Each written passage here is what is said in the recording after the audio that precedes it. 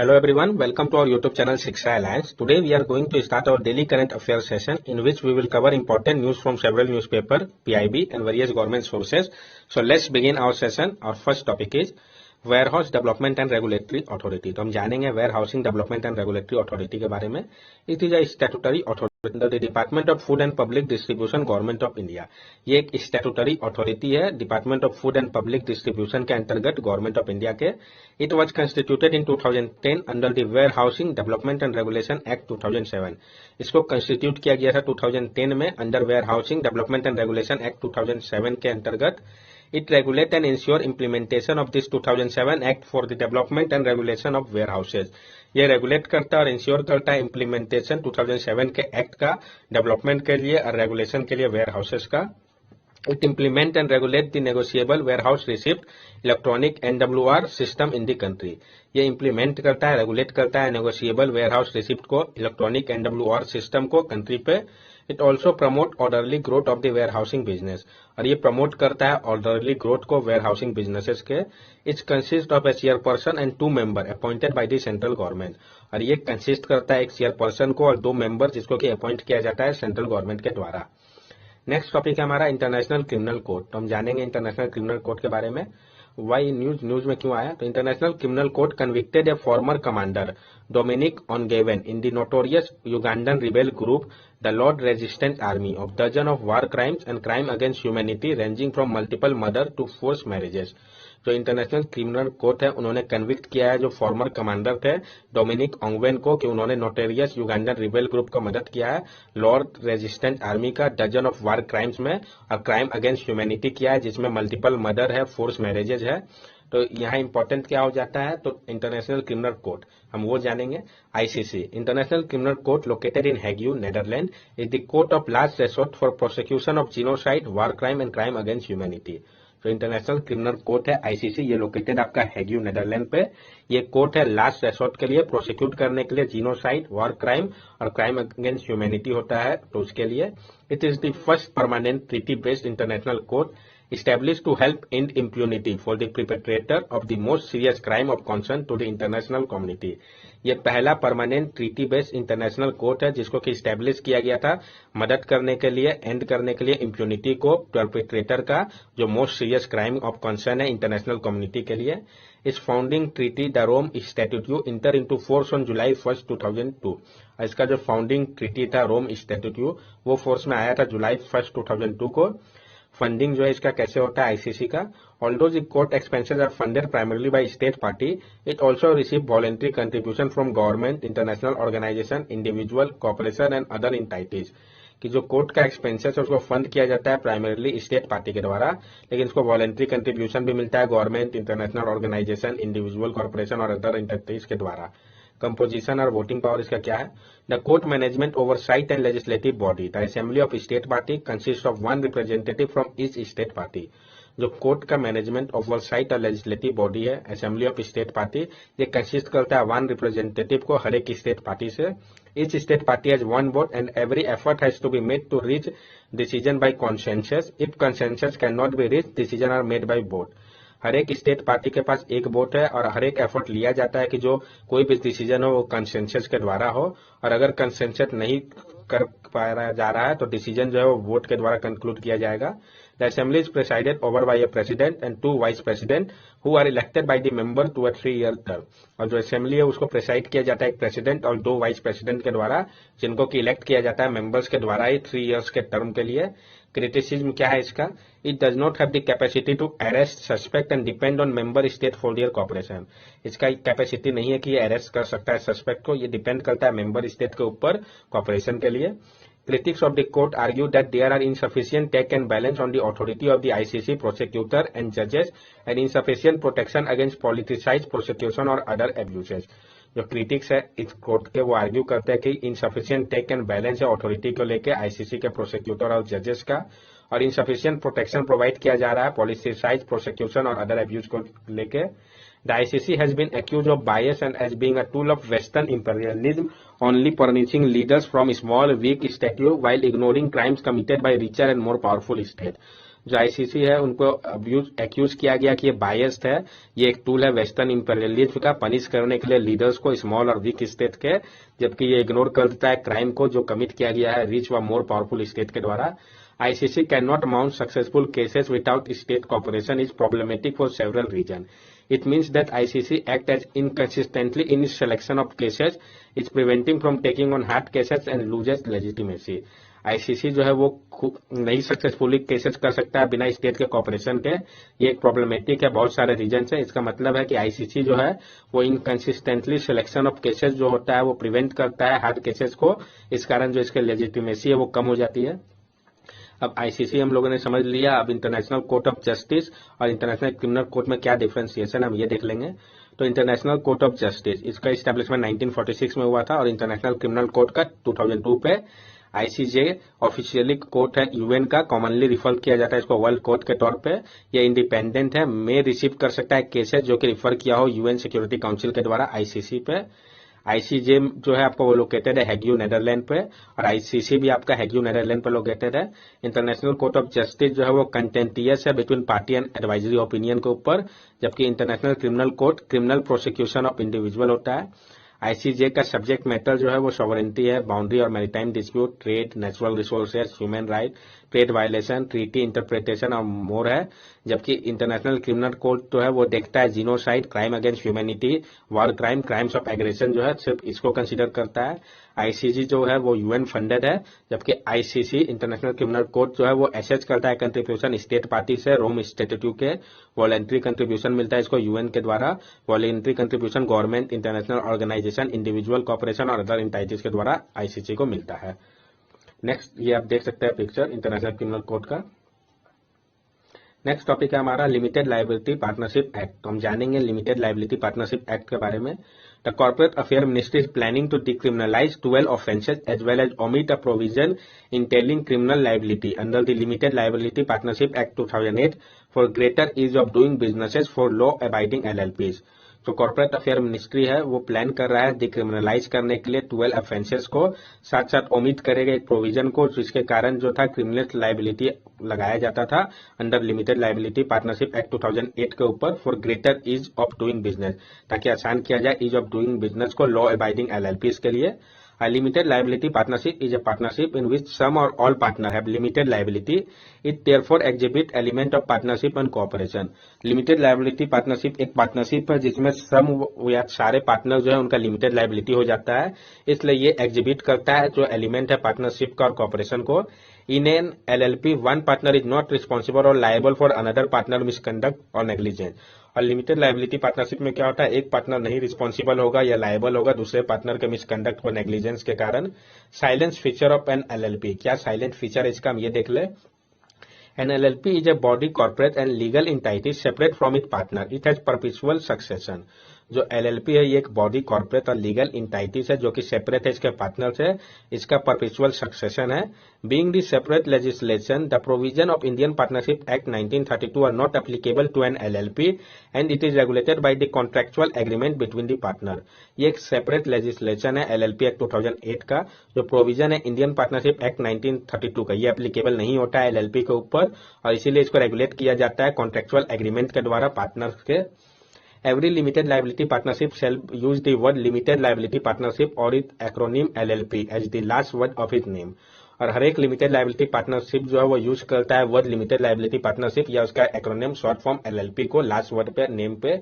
Composition इसका क्या है, every LLP shall have at least 2 designated partner being individual, at least one of them being resident in India, and all the partners shall be the agent of limited liability partnership but not 2 of other partner। जो हर एक LLP है वो at least उसमें 2 designated partner होना चाहिए individual के, at least 1 जो है वो रेसिडेंट होना चाहिए इंडिया के और सारे पार्टनर जो है वो एजेंट होने चाहिए लिमिटेड लायबिलिटी पार्टनरशिप के बट नॉट अदर पार्टनर नहीं होने चाहिए। Need for and significant LLP, जरूरत के ऊपर इसका सिग्निफिकेंस क्या है। LLP format is an alternative corporate business vehicle that provides the benefit of limited liability of a company, but allows its members the flexibility of organizing their international management on the basis of mutually arrived agreement, as is the case in a partnership firm। जो LLP format है ये एक alternative corporate business vehicle है जो कि provide करता है benefit limited liability का कंपनी को, लेकिन ये एलो करता है इसके मेंबर को फ्लेक्सिबिलिटी ऑर्गेनाइज करने में इंटरनल मैनेजमेंट को, जो कि बेस्ड होता है म्यूचुअली अराइव एग्रीमेंट पे। अगर कोई केस आता है पार्टनरशिप फर्म के साथ तो this format would be quite useful for small and medium enterprises in general and for enterprises in services sector in particular। ये जो फॉर्मेट है ये काफी यूजफुल है स्मॉल और मीडियम इंटरप्राइजेस के लिए जनरली, और वैसे इंटरप्राइजेस के लिए जहां पर सर्विस सेक्टर को कंसीडर किया जाता है particularly. International LLP are the preferred vehicle of business particularly for service industry और for activity involving professional.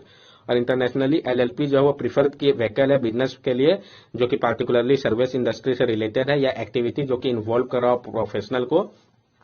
Next topic है हमारा नेशनल एग्रीकल्चर मार्केट ईनेम। इसके बारे में हम लोगों ने पहले भी कंसीडर कर लिया है, फिर से देखेंगे। Till now more than 1.71 crore farmers and 1.54 crore lakh traders are registered on eNAM platform. अभी तक मोर देन 1.71 करोड़ फार्मर्स और 1.54 लाख ट्रेडर्स ने रजिस्टर करा लिया है खुद को ईनेम प्लेटफॉर्म पे। ईनेम है क्या? ENAM national agriculture market is an online trading platform for agriculture produce aiming to help farmer, trader and buyer with online trading and getting better price by smooth marketing। ENAM national agriculture market ये एक online trading platform है agricultural produce के लिए, जिसका मकसद है मदद करना फार्मर्स का, ट्रेडर्स का, बायर्स का कि वो ऑनलाइन ट्रेडिंग कर सकते हैं और उनको बेटर प्राइस मिल सकता है स्मूथ मार्केटिंग के द्वारा। Small farmer agri business consortium is the lead agency for implementing eNAM under the aegis of ministry of agriculture and farmer welfare government of India. जो एसएफएसी है small farmers agri business consortium, वो lead agency है implement करने के लिए eNAM को under the aegis of ministry of agriculture and farmer welfare government of India के अंतर्गत। NAM has the following advantage. National agriculture market का कुछ एडवांटेज है फार्मर्स के लिए। NAM provides more option for sale, it will increase his access to market through warehouse based sale and does obviate the need of transport his produce to the mandi. Farmers के लिए जो name है वो promise करता है और ज्यादा option sell के लिए, क्योंकि अब फार्मर्स कहीं भी सेल कर सकते हैं ऑनलाइन प्लेटफॉर्म की मदद से। ये इंक्रीज करता है उनका एक्सेस मार्केट को वेयर हाउस बेस्ड सेल के मदद से, और इससे क्या होता है जो जरूरत है ट्रांसपोर्ट करने को उनके प्रोड्यूस को मंडी को, वो कम हो जाता है। For local traders in the mandi market, name offers the opportunity to access a large national market for secondary trading. और जो लोकल ट्रेडर है मंडी और मार्केट के, उसके लिए नेम ऑफर करता है अपॉर्चुनिटी कि वो अब एक्सेस कर सकते हैं लार्जर नेशनल मार्केट को सेकेंडरी ट्रेडिंग के लिए। Bulk buyer, processor, exporter, etc. benefit from being able to participate directly in trading at the local mandi market level through name platform, thereby reducing their intermediation cost। और जो bulk buyer है, processor है, exporter etcetera, उनको benefit होता है कि वो directly participate कर पाते हैं ट्रेडिंग में लोकल मंडी के मार्केट लेवल पे, इससे नेम प्लेटफॉर्म की मदद से। इससे क्या होता है जो इंटरमीडिएशन कॉस्ट है वो कम हो जाता है, यानी सबको डायरेक्टली इनडायरेक्टली ये बेनिफिट कर रहा है ये प्रोजेक्ट। ये आप देख सकते हैं ईनेम प्रोसेस फ्लो किस तरीके से प्रोसेस फ्लो होता है, क्वालिटी बेस्ड ट्रेडिंग, ई पेमेंट। नेक्स्ट टॉपिक है हमारा स्क्वायर किलोमीटर एरे। तो हम जानेंगे स्क्वायर किलोमीटर एरे के बारे में। Recently square kilometre array observation SKAO council held it maiden meeting and approved the establishment of world largest radio telescope. अभी हाल ही में square kilometre array observatory council ने अपना मेडन मीटिंग किया और अप्रूव किया establishment world largest radio telescope का। SKAO Square Kilometer Array Observatory is a new intergovernmental organization dedicated to radio astronomy and is headquartered in the UK। SKAO जो है वो new intergovernmental organisation है जो कि डेडिकेटेड है radio astronomy के लिए और इसका हेडक्वार्टर यूके पे है। At the moment organisation from 10 countries are a part of SKAO। इस मोमेंट में ऑर्गेनाइजेशन जो है 10 कंट्रीज के वो पार्ट है SKAO के। वो 10 कंट्रीज कौन कौन से है वो इंपॉर्टेंट हो जाते हैं। तो this include Australia, Canada, China, India, Italy, New Zealand, South Africa, Sweden, Netherland, UK. ये 10 कंट्रीज के नाम मेमोराइज करना होगा आपको। Australia, Canada, China, India, Italy, New Zealand, South Africa, Sweden, Netherland और UK. What are radio telescope? Radio telescope है क्या? Unlike optical telescope, radio telescope can detect invisible gas and therefore they can reveal areas of space that may be obscured by cosmic dust। जैसे कि optical telescope है उसी के जैसे radio telescope जो है वो डिटेक्ट कर पाएंगे इनविजिबल गैस को भी। इसी कारण ये मदद करते हैं रिवील करने में एरियाज ऑफ स्पेस को जो कि ऑब्स्कर है, कॉस्मिक डस्ट है, उसके बारे में भी बताते हैं। The first radio signal was detected by physicist Karl Jansky in 1930। जो पहला रेडियो सिग्नल था इसको डिटेक्ट किया गया था फिजिक्स कार्ल जेंस्की के द्वारा 1930s में। द आर्किवो telescope in Puerto Rico, which was the second largest single dish radio telescope in the world, collapsed in December 2020. The telescope was built in 1963। जो आर्किवो टेलीस्कोप था प्यूर्टो रिको का, जो कि second largest single dish radio telescope था world का, ये collapse कर गया था दिसंबर 2020 पे। इस टेलीस्कोप को बनाया गया था 1963 पे। AFCAT टेलीस्कोप के बारे में हम जानेंगे। The telescope is propose to be the largest radio telescope in the world. ये जो टेलीस्कोप है ये प्रपोज किया जा रहा है कि लार्जेस्ट रेडियो टेलीस्कोप होगा वर्ल्ड का। It will be located in Africa and Australia, whose operation, maintenance and construction will be overseen by SKAO। ये लोकेटेड होगा अफ्रीका और ऑस्ट्रेलिया में, जिसका ऑपरेशन, मेंटेनेंस और कंस्ट्रक्शन को देखा जाएगा SKAO के द्वारा। The completion is expected to take nearly a decade at a cost of over 1.8 billion euro। इसके कंप्लीशन को एक्सपेक्ट किया जा रहा है कि नियरली ए डिकेड लग जाएगा और इसका कॉस्ट जो है वो अप्रोक्सीमेटली 1.8 बिलियन यूरो लगेगा। नेक्स्ट टॉपिक हमारा solar energy corporation of India. तो हम जानेंगे solar energy corporation of India के बारे में। It was set up in 2011। Solar energy corporation of India limited is the only central public sector undertaking dedicated to solar energy sector. इसको setup किया गया था 2011 पे। Solar energy corporation of India limited जो है ये इकलौता सेंट्रल पब्लिक सेक्टर अंडरटेकिंग है जो कि डेडिकेटेड है सोलर एनर्जी सेक्टर के लिए। It comes under the ministry of new and renewable energy. ये ministry of new and renewable energy के अंतर्गत आता है। It vision is to build green India through harnessing abundant solar radiation and to achieve energy security by the country. इसका vision है कि ये तैयार करे ग्रीन इंडिया को, हार्नेस करके एबंडेंट सोलर रेडिएशन को और अचीव करे एनर्जी सिक्योरिटी को कंट्री के लिए। It was to facilitate the implementation of Jawaharlal Nehru National Solar Mission and achievement of targets set therein। इसका मकसद है कि वो फैसिलिटेट करे इम्प्लीमेंटेशन में Jawaharlal Nehru national solar mission का और अचीव करे जो टारगेट सेट किया गया उसके अंतर्गत। Originally it was incorporated as a section 25 not for profit company under the company act 1956। और ओरिजिनली इसको इनकॉर्पोरेट किया गया था section 25 not for profit company के अंतर्गत अंडर कंपनी एक्ट 1956 के। However, it has recently been converted into a Section 3 company under the Company Act 2013। लेकिन अभी हाल ही में इसको कन्वर्ट कर दिया गया सेक्शन 3 के अंतर्गत कंपनी एक्ट 2013 के द्वारा। The mandate of the company has also been broadened to cover the entire renewable energy domain। अब जो मैंडेट है कंपनी का उसको भी ब्रॉडन कर दिया गया। अब ये कवर करेगा इंटायर रिन्यूएबल एनर्जी डोमेन को। It is responsible for implementation of a number of scheme of the MNRE। ये अब रिस्पॉन्सिबल होगा इम्प्लीमेंट करने के लिए number of scheme ministry of new and renewable energy के। Viability gap fund scheme for large scale grid connected project under JNNSM। जो viability gap fund scheme है large scale grid connection project के लिए JNNSM के अंतर्गत उसको देखेगा। Solar park scheme and grid connected solar rooftop scheme. जो solar park scheme और grid connected solar rooftop scheme है उसको। The host of other specialised scheme such as defence scheme, canal top scheme, Indo Pak border scheme etcetera. The company also has a power trading license and trade the solar power from project set up under the scheme being implemented by it। और company का power trading licence होगा और trade कर सकता है वो solar power from project से जो कि सेटअप किया जाएगा इस स्कीम के अंतर्गत और इम्प्लीमेंट किया जाएगा इसके अंतर्गत। नेक्स्ट टॉपिक है हमारा कपिला। तो हम जानेंगे कपिला के बारे में। पहले भी हम लोगों ने बताया इसके बारे में। The government has launch a campaign name Kalam programme for intellectual property literacy and awareness campaign Kapila for intellectual property literacy and creating patent awareness. तो कपिला तो जो गवर्नमेंट है उन्होंने लॉन्च किया एक कैंपेन जिसका नाम है Kalam programme for intellectual property literacy and awareness campaign for intellectual property literacy. ये कपिला प्रोग्राम किस लिए है? तो इंटेलेक्चुअल प्रॉपर्टी लिटरेसी के लिए और क्रिएट करने के लिए पेटेंट के अवेयरनेस को। Objective of the scheme include creating awareness regarding intellectual property right in higher education institution, enabling of IP protection of invention originating from faculty and student of HCIs, development of credit course on IPR, training program etc। जो Kapila programme है उसका objective है कि ये include करेगा, create करेगा awareness intellectual property right के ऊपर हायर एजुकेशन इंस्टीट्यूशन के, इनेबल करेगा intellectual property protection intervention originating जो कि करेगा फैकल्टी और स्टूडेंट्स के लिए HCIs के, डेवलप करेगा क्रेडिट कोर्सेज IPR के लिए, ट्रेनिंग प्रोग्राम को एक्सेट्रा को। तो मेनली ये है किसके लिए? तो इंटेलेक्चुअल प्रॉपर्टी लिटरेसी के लिए और पेटेंट अवेयरनेस के लिए। That's all for daily current affair session. अगर आपको हमारी वीडियो अच्छी लगी हो तो हमारे चैनल को सब्सक्राइब करें, हमारे वीडियो को लाइक करें और ज्यादा से ज्यादा शेयर करें। These are our social media link. From here also you can stay connected with us and give us your valuable feedback. Thank you and have a nice day.